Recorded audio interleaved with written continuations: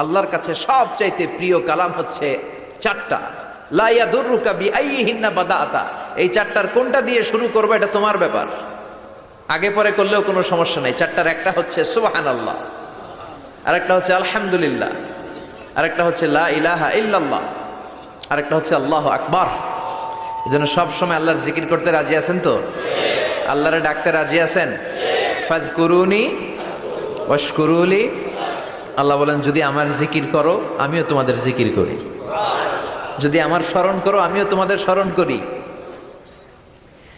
আবার বিশ্বনবী বললেন, আল্লাহ ঘোষণা দেন, ফাইন যাকারানি ফি নাফসি যাকারতুহু ফি নাফসি, আমার বান্দা যদি একা একা আমার জিকির করে আমিও আমার বান্দাকে একা একা স্মরণ করি। ওয়া ইন যাকারানি ফি মালাইন যাকারতুহু ফি মালাইন খায়রিম মিনহু, আর মহা সম্মেলনে যদি বান্দা আমারে স্মরণ করে আমি এর চাইতো শ্রেষ্ঠ মহা সম্মেলন ফেরেশতাদেরকে নিয়ে আমার বান্দাকে স্মরণ করি। ওয়া ইন তাকাররাবা ইলাইয়া শিবরান তাকাররাবতু ইলাইহি যিরাআন, আমার বান্দা যদি আমার দিকে এক বিঘত আসতে চায় আমি আমার বান্দার দিকে এক হাত এগিয়ে যাই। আমার বান্দা যদি আমার দিকে এক হাত আসতে চায় আমি আমার বান্দার দিকে দুই হাত চলে যাই। ওয়া ইন আতানি ইয়ামশি আতাইতুহু হারওয়ালা, আর আমার বান্দা যদি আমার কাছে হেঁটে হেঁটে আসতে চায় আমি আমার গোলামের দিকে দৌড়ে দৌড়ে যাই। ওই আল্লাহরে ভুলে গিয়ে আমরা মাজারে যে সেজদা দেই, কপাল পোড়া আছে না নাই? দোদেল বান্দা কালমা চোর, না পায় শ্মশান না পায় ঘোর, দিন থাকিতে আয়রে পথে ছাইড়া দে ভণ্ডামি ভণ্ডামি ভণ্ডামি ভণ্ডামি, ছাইড়া দে ভণ্ডামি। ঠিক কি না? এই ভণ্ডামির সাথে আমাদের সম্পর্ক আছে? মাজার পূজার সাথে ইসলামের কোনো সম্পর্ক আছে? নামাজ কালাম পড়ে না ইবলিশ শয়তানের নানা, আছে না নাই? এলাকায় মনে হয় নাই, অনেক জায়গায় আছে দেখবেন লাল সালু দিয়ে ইয়া উঁচু করা। সাইয়েদনা আলীকে মদিনায় বিশ্বনবী পাঠালেন আর বললেন যত উঁচু মাজার দেখো ভেঙে মাটির সাথে গুড়িয়ে দাও। কবরস্থান উঁচু হবে না, কবর হবে সমান। এটাকে সেফটি দেওয়ার জন্য, সিকিউরিটি দেওয়ার জন্য আপনি চারদিকে সিম্পল বেড়া বা দেয়াল দিতে পারেন যাতে গরু ছাগল যে এই কবরের অসম্মান না করে।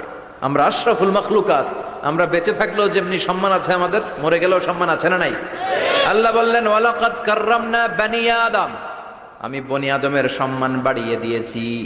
জীবিত অবস্থায় যেমনি সম্মান মরে গেলেও সম্মান। ঠিক কি না? বিশ্বনবী দেখলেন একটা লাশ যাচ্ছে, লাশ দেখে নবী দাঁড়িয়ে গেলেন। সাহাবারা বললেন ইয়া রাসূলুল্লাহ ইন্নাহু ইয়াহুদি, এটা ইহুদির লাশ। দাঁড়ালেন কেন? বসেন। বিশ্বনবী বললেন আওয়ালাইসাত নাফসান, এটা কি মানুষ না? এটা হোক না ইহুদি, হোক খ্রিস্টান, হোক নাস্তিক, এটা তো মানুষ।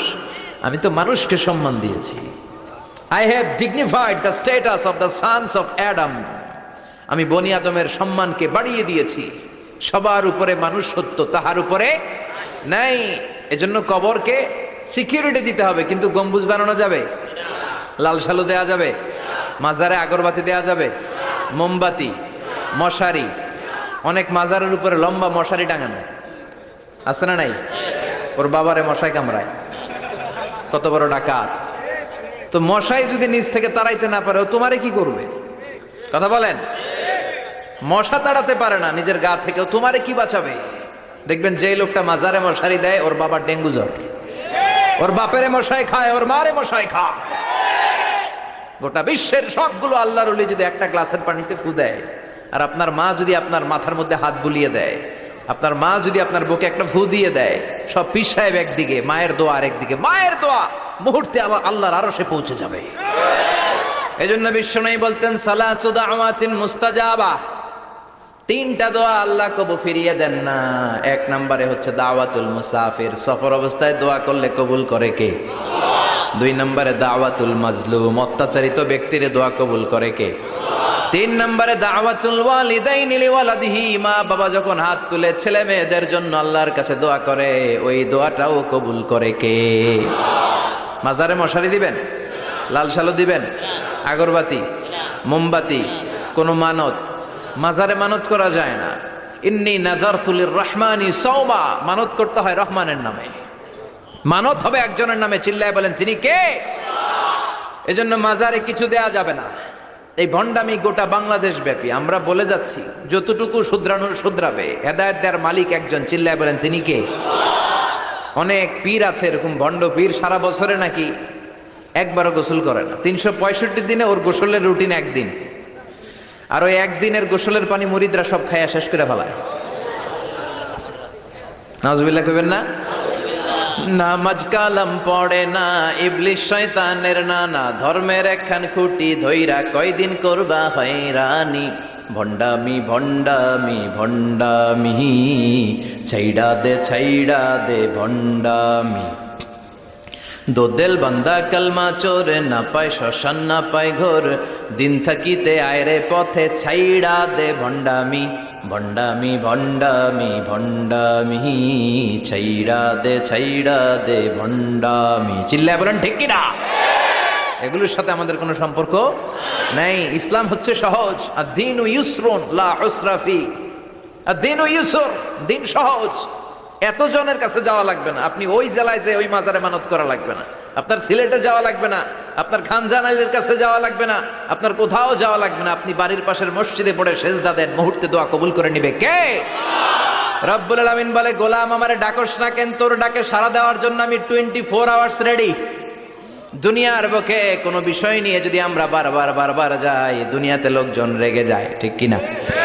আমি ওনার কাছে গেলাম, ভাই আজকে একটা বিপদে পড়ছি, 500 টাকা দেন, দিয়ে দিল। এরপরের দিন আবার গেলাম, দিল। পরশু দিল, তরশু গেলে চেঁচা দিয়ে দিবে, একটা মাইট দিয়ে দিবে, ঠিক কিনা? কি পাইছো তুমি? প্রতিদিন 500 টাকা। বারবার কোন একটা ইস্যু নিয়ে কারো কাছে যাওয়া যায় না, এটা লজ্জার বিষয়, ঠিক কিনা? কিন্তু আল্লাহর বিষয়টা উল্টো। সুনানে তিরমিজির বর্ণনা, ইন্নাহু মান লাম ইয়াসআলিল্লাহ ইয়াগদাব আলাইহি। কোন বান্দা যদি কোনো বিষয় নিয়ে, কোনো ব্যাপার নিয়ে আল্লাহর কাছে বারবার না যায়, আল্লাহ তার উপর রেগে যায়।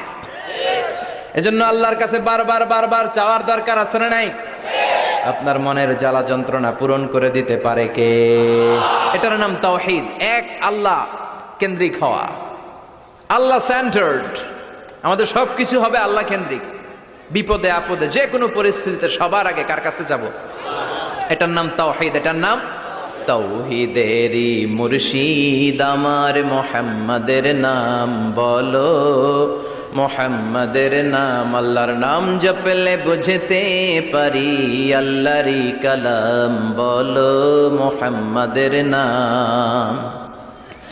ওই নামেরই রশি ধরে যাই আল্লাহর পথে, ওই নামেরই ভেলায় চড়ে ভাসি নূরের স্রোতে, ওই নামের বাতি জেলে দেখি আরশের মুকাম বলো, মুহাম্মাদের নাম। সবাই পড়েন, তাওহীদেরই মুর্শিদ আমার মুহাম্মাদের নাম বলো, মুহাম্মাদের নাম। আল্লাহর নাম জপলে বুঝতে পারি, আল্লাহরই কালাম বলো, মুহাম্মাদের নাম। চিল্লায় পড়েন আমিন।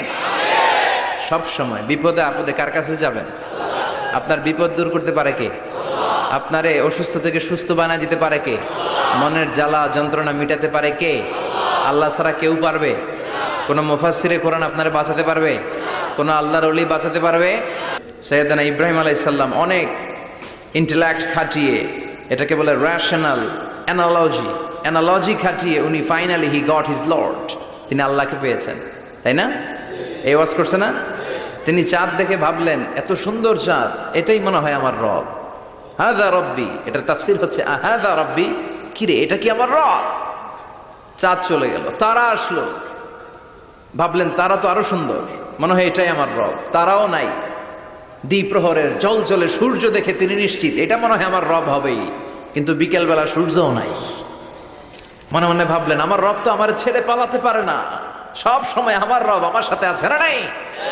তখন তিনি বললেন, ওয়াজ্জাহাতু ওয়াজহিয়া লিল্লাযী ফাতারাস সামাওয়াতি ওয়াল আরদা হানিফান ওয়া মা আনা মিনাল মুশরিকিন। এমন দিকে আমি মুখ ফিরালাম, আমি চাঁদের দিকে মুখ ফিরাই না, আমি তারার দিকে মুখ ফিরাই না, আমি দ্বীপ প্রহরের জলজলে সূর্যের দিকেও মুখ ফিরাই না, আমি এমন রবের দিকে মুখ ফিরাই যিনি সব সময় থাকেন, সব কিছু দেখেন, তিনি সব করতে সক্ষম। চিল্লায় বলেন ঠিক কিনা?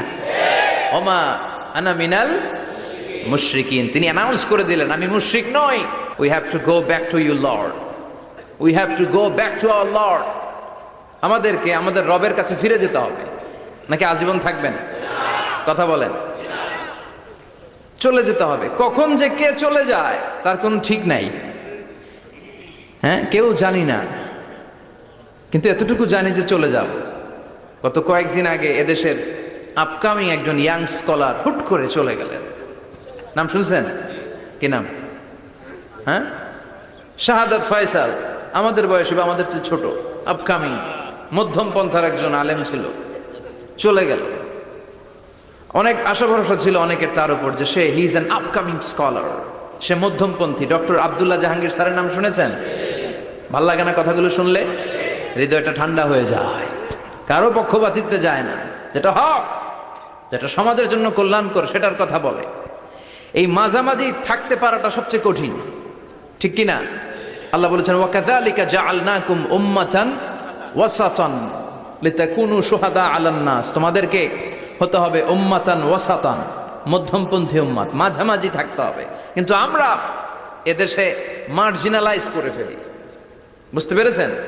এক প্রান্তে চলে যাই। যারা চরমনায়ের মুরিদ অন্যদেরকে আর দেখা যাবে না, যারা শর্ষিনার মুরিদ এরাই সব, অন্যদিকে যাওয়া যাবে না। যারা জামাত ইসলাম অন্যদিকে আর যাওয়া যাবে না। যারা হেফাজতে ইসলাম অন্য কারোর মধ্যে আর হক নাই। যারা আহলে হাদিস এরা তো সব নিয়েই গেছে, সব হক সুন্নাহ এদের কাছে, কারো মুখের কোনো কথা এদের কাছে কোনো দাম নাই। আপনি যত হকের কথা বলেন এদের দলই নাকি ঢুকতে হবে। তো আমার এই দেশে সুন্নি ভাইরা গালি দেয় আহলে হাদিস বলে, আবার আহলে হাদিসরা আমার গালি দেয় সুন্নি বলে, বুঝতে পেরেছেন? মাঝামাঝি থাকাটা এই বাংলাদেশে খুব কঠিন, কিন্তু আপনাকে মাঝামাঝি থাকতে হবে, আপনাকে ওয়াসাতিয়ার পদ্ধতিতে আসতে হবে। উম্মাতান ওয়াসাতা, মাঝামাঝি, মাঝামাঝি, ডানেও না বায়েও না, সিরাতুল মুস্তাকিমে ডান বাম নাই, এটা সোজা। এই রাস্তা একবার যদি উঠে যান এই রাস্তা শেষ হয়ে যাবে জান্নাতুল ফেরদাউসের ভিতরে। চিল্লায় বলেন ঠিক কিনা? এজন্য আমরা যেন মিডল পাথ ধরি, আমরা যেন কট্টর না হই।